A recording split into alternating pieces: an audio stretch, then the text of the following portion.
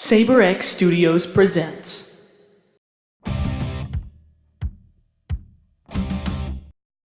All right, welcome to the podcast, everybody. We've got my friend Jesier Santiago, and a great thing about him is he is a top Rivals of Aether player, actually the best Ori in the world. Last time I checked, you were ranked 12th in the world, but that was like a year ago. Has that changed at all? We haven't done another list. It should, well, they're probably gonna take their time like we did last time. Yeah. It was supposed to come out March of I think last year, but it came out like maybe around June or July. So I don't know when it'll come out again. For the next season. Yeah, no, but so technically you're still 12th in the world Yes. in Rivals, which is absolutely incredible. And it kind of funny because even though it's a smaller game, both player-wise than Smash Brothers, it has the most prize pools. Like it has bigger prize pools than Smash Brothers at tournaments. We just saw that at Genesis this weekend. In fact, you actually went to Genesis 7. And so I kind of wanted to get you on the podcast to get your view of what Genesis 7 is all about and how it was, your opinion on that, and kind of to introduce some people to the Rivals, game, because a lot of people have seen it but don't really know a whole lot about it. So maybe we'll talk about that in this episode we have going on here. But I want to note that you're not very active on social media, because No. I like to do my research before I do these interviews, and you're not very active. But I noticed that a lot of Rivals players have like their ranking on their bio, their Twitter bio, and you're just like, I'm just a Rivals enthusiast, and then Ori May, not even mentioning you're 12th in the world. You just, I just like to play this game, and and that's about it. So I think that's really something about you. What really got you started to playing Rivals? I moved over to the PC maybe 4 years ago. I didn't have like I didn't like the Wii U at all. Mm-hmm. So playing Smash for me was just like I couldn't really do it, but I love Smash. So I'm like, I need to find an alternative, something on the PC I love to do. And lo and behold, I think I found it on someone streaming it. Don't remember who it was. It was just a random streamer. And I absolutely love pixel art. And it was a platform fighter, so I'm like, this is absolutely perfect. It's just the perfect blend. And you're an Ori main, so that Ori wasn't one of the first characters released. It was a DLC character later in the line. So how was that transition from going from the main characters in the game to Ori? See, I started off as a raster. I think I put around 500 hours into raster. Mm-hmm. I still didn't get very many results. I'm like, maybe this character doesn't like mesh with me at all. So I think I moved onward to Absa, and I Absa's fun. absolutely love the movement on her. But she gave me a lot of results. But then, a little bit after, I played Ori in the Blind Forest, Mm-hmm. and I actually noticed that in the credits, Dan's name was in there. And Dan, I thought the creator of Rivals, Dan? creator of Rivals. Mhm. And I thought there was a chance that Ori was in the game. And I said, I remember a post on Reddit, if Ori was ever released in the game, I would 100% main her. And lo and behold, around August, Ori comes out, and I've never thought about maining anyone else. Okay, yeah, it's even with the new workshop, you haven't thought about anybody else. No one else. So, and you're obviously the best Ori player in the world. Even though we've seen top players like Penguin pick up Ori as like a secondary, you've been the definitive like main person for that character, which is honestly something that we all strive to be with our characters in whatever game we play. But you have actually achieved that with Ori and Rivals of Aether. You've been doing really well. Got 5th at Smash and Splash this past year, and just now getting 9th at Genesis 7, losing to Penguin and Olive Oily, I think. So, like, I just want to get your take on how your whole experience at Genesis was. Like, just give me the run-through of your day. Okay. So starting things off, I wanted Genesis 7 to be more of a casual tournament for me. Mm-hmm. I did not want to pin everything into just playing, stressing, and competing over and over and over. I just wanted to take it nice and easy. Just hang out with all the Rivals people. Yeah, man. So you didn't enter Smash either. You just entered Rivals. I actually did enter doubles with someone else, and we were both pretty bad. So we just instantly go 0-2. It sucked that it was at the exact same time as my Rivals doubles. Mm-hmm. So I Which you got fourth at with Jerain? Mm-hmm. Mm-hmm. Is that how you pronounce his tag? Yeah, Jerain. Okay. I had to keep running back and forth. I think I was still in winners when my first doubles games gets called. And we tried to work with them, but they really didn't want to work with us. So I That's just a shame. played it, tried to do it as fast as I could, go run over back to Rivals. And it did fatigue me out a little bit, make me lose my movement on Rivals after Mhm. playing Ultimate. It's a little sad, but it's whatever. Yeah. So I mean, that's kind of hard. I mean, sometimes TOs will be able to work with you, and sometimes it just they've got to push that schedule through, or they'll be Yeah. late, and that's understandable too. But you really hope for the best there. So getting 9th at Genesis again, congratulations. So close to that big prize pool that that beat the Smash prize pool, even with like less than a fifth of the entrants or something like that. And I'm curious for you because you play against all these top players all the time, like Penguin. I realize in top 8s you play against Penguin probably more than any other any other top Rivals player. So like, is he your the person you hate going against the most in bracket, or who's the top player you hate playing against the most? It would definitely be Penguin, but I don't really hate playing against him. Mm-hmm. It's just he really has my number. Yeah. But this tournament, I actually took a game and I now know he can bleed, and I can beat him. I think I saw you at Smash Splash. I think you did take a game there too, or you were so close to doing it, and you were just playing the matchup so well because in Rivals, if you don't know, each character has their own special element, and Penguin uses Abso, which uses that cloud, and Ori has Sign, and she can also move different elements. Like Ori has a move where she can jump on the cloud and then shoot it back. And I saw you using that against Penguin. I was like, what? How? I didn't even think of that. How'd you do that? So honestly, I was just amazingly shocked at how you were playing the matchup, and then Penguin was still able to beat you. So that's a testament to not only how much effort you've put into this matchup against Penguin, but also how good of a player Penguin really is.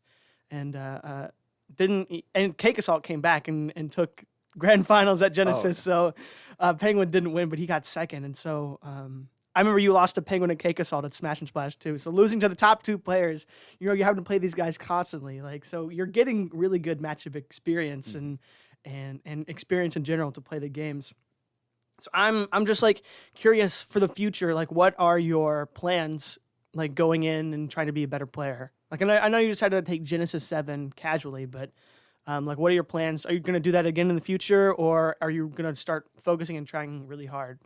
Which I do regret with the prize pool being as huge as it was. It was just an honest mistake on my part to even do it casually. But I don't regret it necessarily. Mm-hmm. But going forward, I know this year I am going to practice very, very diligently. I am going to definitely grind out Raster and Absa, some of the matchups that I particularly struggle on. Mm-hmm. And I think I'm already signed up for Riptide, which this is a long. When's that? I think it's all the way in September. Mm-hmm. So I have a lot of time to Okay. practice for that. Yeah, man.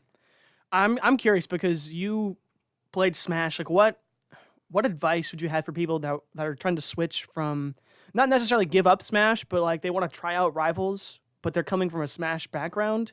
Like, what's some advice you can give them for maybe how to get into the game? Just a heads up, the combos in this game are very fierce.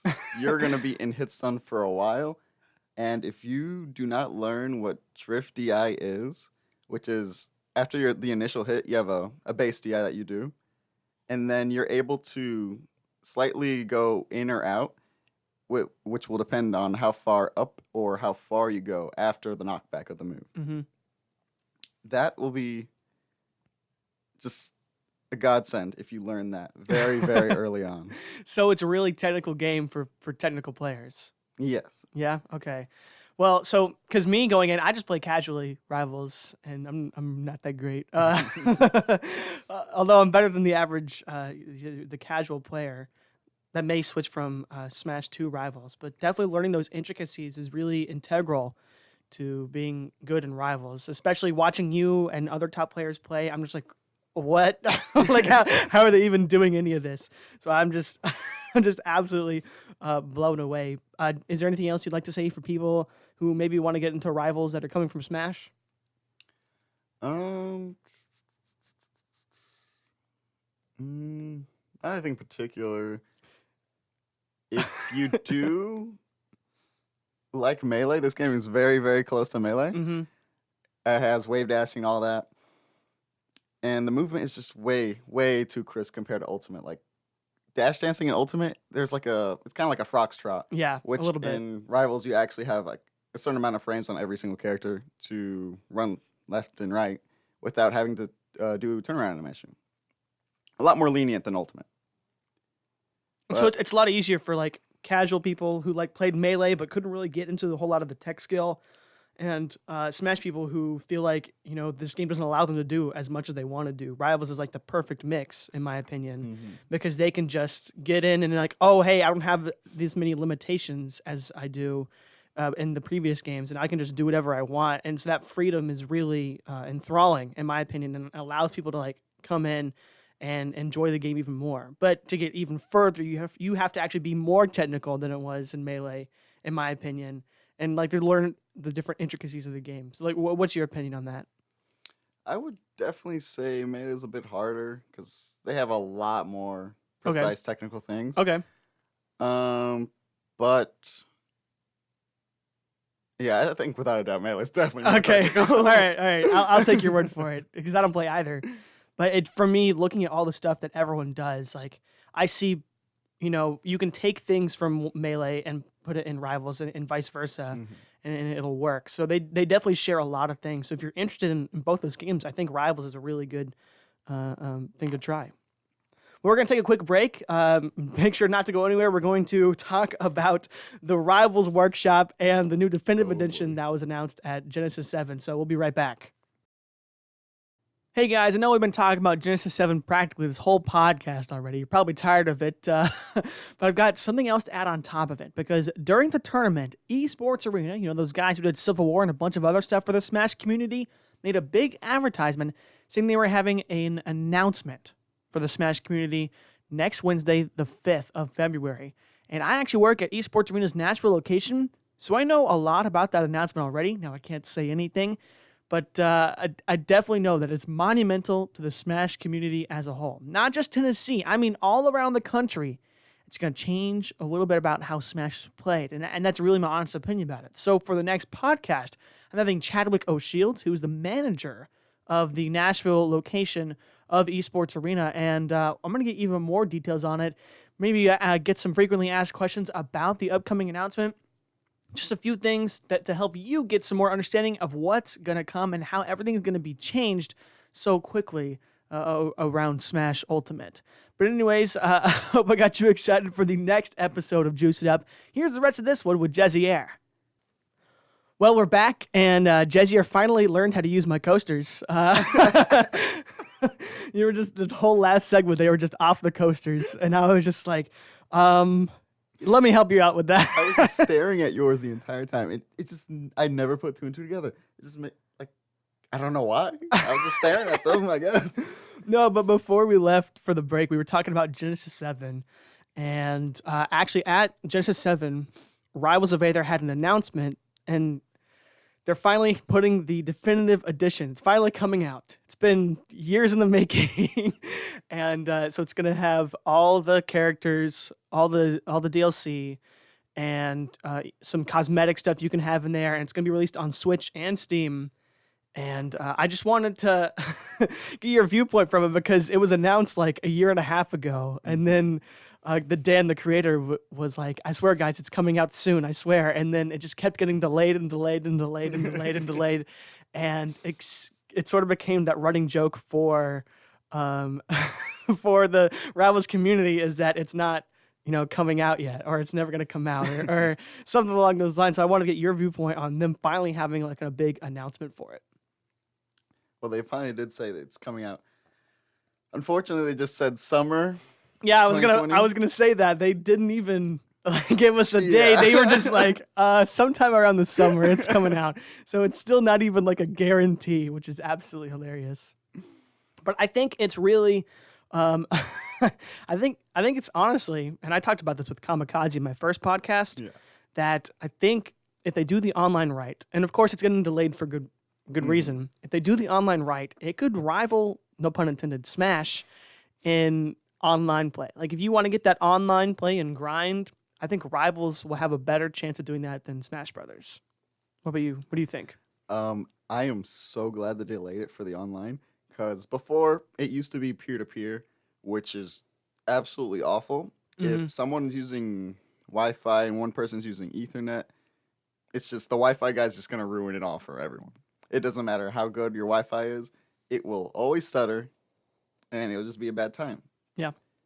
Which made the game very hard to play back then, and which makes me so happy they've delayed it, because now I just came from local, and literally just last night I played a little bit of online doubles with everyone, and it still felt like local. So the online is actually so amazing right now. And I hope they can just get it perfected for the Switch. I don't know how it'll end up on the Switch, but on PC, it is absolutely amazing. It's really right good. Okay, that's good to hear. I haven't played it in a hot minute because I've been too busy playing the workshop, which is also super fun. But a shame that the workshop's not going to come to the Switch. So it's like I'm going to have the workshop version on my PC, and then I'll have the Switch version for when I want to play like actual Rivals. I want to get your opinion on the workshop too, and we'll go back and talk about the definitive edition here in a second. But the workshop has just created this essentially DLC forever. People can make their own characters, whether they're funny or they're supposed to be like canon, or whether they're supposed to be, a mix in between. There's a bunch of meme characters, a ton of them, and they're just so much fun. Like not just as a party game, but like sort of like semi-competitively too. Some of them are like really fun to mess around with. And I know you haven't really played a whole lot of Workshop because you've been focusing on like actual Rivals, but like what's your experience been so far on just the amount that you've played?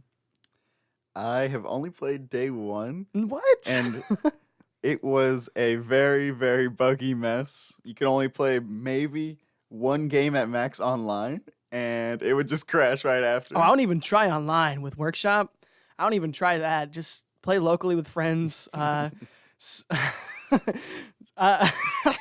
remember I saw a tweet of yours, and you were like, "It's so sad," or someone quoted you saying, "It's so sad that your favorite character is Mario pissing." And and if you haven't played Rivals Workshop, I'm sure Alfred has a video about Mario pissing, and you can check that out. But like they've added so much since then, and I keep texting him like, "Hey, have you played this new character they added to Workshop?" And you're like, "Nah, I haven't." You should try it, dude. You should. No, I'm definitely gonna get into it. I wanted to focus mainly on Genesis. Oh, and you're fair. You're fair. That's fair. And then you decided to take Genesis casually, so you know there's. I played maybe like 3 days before Genesis. You're killing me, Jesier. Kill me, because there's a lot of people in Smash who like are working super hard to get really good, and then you're just like, yeah, I'll just play this game casually, get 9th place at an S tier or whatever the ranking is for Rivals. How they do that is different. No, but it's gonna be interesting because the definitive edition for the Switch and Steam is not gonna have the Workshop attached to it. Or at least for the Switch isn't going to. I didn't even think about that. I thought it would, which makes sense that it doesn't. Yeah, because you can't be like, oh, I want to download whatever character I want on the Switch. That's not going to be a thing. So I definitely think it's worth it to get both. Oh, yeah, 100%. Because it's only like, well, I don't even know how much it's going to retail for, the definitive edition. Probably $40. But the how much is it right now to get it on Steam? Isn't it like 20? It is, I think, 15. 15 and then DLC. 5 for the 2 DLCs. So that's 25 total. So that's 65 plus tax for a game or for a game on PC with Workshop, and then a game on the Switch without Workshop, but it has more features. So like, I don't know. I think it's definitely worth it to get both because I'm getting both. I'm getting both for sure because I need that Workshop, but I also need the online, and my PC is not good. So I really need that Switch version coming out soon. I'm excited for it. So like, what are you most excited for in this definitive edition coming out? I'm excited for all the new people it brings. Yeah, man. I'm, for the most part, going to stick to the people I know for now, but once people start really learning, though all the Ultimate people are going to be coming over, once they really start learning the game and just having new people around is always a blast. Mm-hmm. I love to meet all the new Rivals people. It's so interesting, too, because as a top Rivals player, you're from Tennessee, which has no scene whatsoever for Rivals. Like we've tried to start it like every now and then. Nope. It just doesn't happen. And I'm actually on the low key. I'm trying to start it again. So I'll hit you up once that happens. But especially with the new definitive edition coming out, I think that's going to get a few people on board as well. The problem is there's not enough people, like, because Tennessee's so wide of a state, there's not enough people centralized at one location to get them all to come out to one event constantly, like every week or every couple weeks. So I don't know. But I'm surprised that even with this garbage scene for Rivals of Aether, you've managed to climb your way to the top of the rankings. Like, how is that even happen? You've just been playing online the whole time? It is 100% online, and I mainly played online for fun. And probably like a 1,000 hours into the game, I'm like, maybe I should actually start trying to go to these events and try to win something. So what's the first event you went to for Rivals? I think my first event was Super Smash Con 2015, 16. Really, that far ago? Yeah, it was one of those two. I think it was 16. And I think I play 17th. Mm-hmm. Fighting one of the people I would almost fight every single tournament, which was Lord Bagel. Shout out to him. Sadly, he only got, I think, 33rd this tourney. At Genesis. But yeah, he's been taking the game casually as well. Yeah, no, I mean, this game's super fun, whether you take it casually or competitively. And the same's true for Smash Brothers. So I can understand it on both ways, but please continue. I absolutely did love that tournament just because, unfortunately, I did have to bring my dad because he didn't trust me going alone to an event when I think I was 18 at the time, right? Yeah, it was like 4 years ago, so. Yeah. And that was the only down part. But for the most part, he didn't even like going inside the venue. It was just he stayed at the apartment, and I would just hang out with all my friends. But you had met online? Yeah, I think I've met there's not one local rival person I've met. Besides me. Oh yeah. So it was one of my Tennessee friends, and not a streamer, that showed me Rivals. He goes by Binkwheat a lot of the time, but I don't know what he actually goes for Ultimate. But he's been to one of our events we've had every now and then, like he's like only been Midsummer to Bash one, or something like that. and I think he went like 1, 2. Oh, oh no, that's unfortunate. Well, I mean, big shouts to him for getting you into this game, and then you being so good. So all your success was because of that interaction right there. So it's just interesting to think about that sort of thing. So like, if you couldn't play Ori, would you go back to ABSA? Yeah, it'd 100% be ABSA. Okay, cool. I mean, because I used to play ABSA, but I've been playing some of these workshop characters, and they're so much fun. So much fun, dude. You need to try them out because I'm just having a blast playing Rivals of Aether workshop. In my free time, I'll just play against computers because all my friends are busy and we have different work schedules. So I'll definitely try to hit you up more often and get you to come over and kick my butt in the workshop. You can just play Ori, whatever, because you're never going to play a different character than that. And I'll just try out my workshop cast on you and see how it goes. I'll definitely try the workshop cast. You're not going to be alone in that journey. Yeah, okay. All right, bet. That sounds super awesome. So is there anything else you really want to share with anyone who's watching the podcast right now? Um, um, funny thing, at Genesis, once they were announcing all the medals for doubles, they gave me my medal, and it just instantly falls onto the stage as soon as I put it around my neck. I was just like, "Wait, what?" That's hilarious. Everyone's just laughing at me. I'm just clueless why my medal's on the floor. Did it break from the strap, or did the strap break itself? The strap, the metal has like a little slit where you can put it around the strap in, Yeah. and it just kind of slipped out of there, so the metal just fell right off. That's terrible, dude. It was That's funny, pretty because that actually happened at Evo in Japan Mhm. too. Have you seen that highlight? Mm-mm. No, at Evo Japan, the guy who won, it was Shuton. He won Smash Brothers for Evo Japan, and Nintendo gave him a special edition Pro controller, unlike any other Pro controller. And he held it, and he was like super careful holding it too. And then they were giving him his trophy, so someone had to take away the controller. And so someone went to grab the controller and grab the box, and the controller fell out of the box and onto the ground. And he was just like, "What have you done? Like, why did you do? What did you do this?" No, so and that's honestly hilarious that happened the same time that the Evo the Evo incident happened. So that's actually really funny.